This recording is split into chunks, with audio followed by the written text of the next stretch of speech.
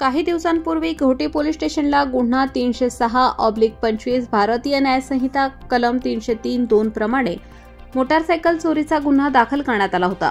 सदर गुन्ह्याचा तपास घोटी पोलीस स्टेशनचे वरिष्ठ पोलीस निरीक्षक विजय शिंदे यांच्या मार्गदर्शनाखाली पोलीस हवालदार संतोष नागरे हे करीत होते।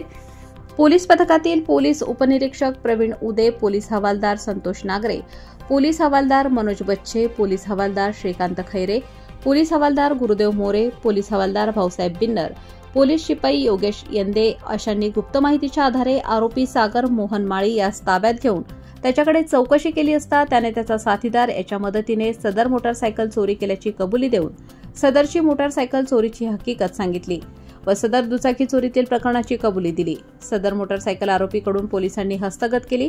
सदर गुन्ह्यात आरोपीस विश्वासात घेऊन विचारपूस करून तो व त्याचे साथीदार भावेश उर्फ बजरंग अर्जुन नाठे राहणार नांदगाव सदो व विलास एकनाथ पोकळे राहणार मांजरगाव अशांना पोलिसांनी अटक करून त्यांची पोलीस कस्टडी घेऊन त्यांच्याकडून कल्याण नाशिक येथून चोरी केलेल्या पल्सर 2, 20 मोटारसायकल, 3 गाड्या, स्प्लेंडर, 4 मोटारसायकल व डिस्कवर 1 मोटारसायकल अशा एकूण 8 मोटारसायकल असा एकूण 4,27,000 रुपये किमतीचा मुद्देमाल पोलिसांनी हस्तगत केलेला आहे।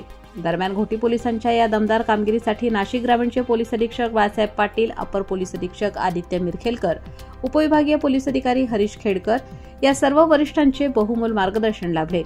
दुचाकी चोरीच्या प्रकरणामुळे इगतपुरी तालुक्यात जनतेमध्ये मोठी दहशत भीती निर्माण झाली होती, परंतु घोटी पोलिसांच्या दमदार कामगिरीमुळे नागरिकांमधील दुचाकी चोरीची भीती दूर झाली आहे।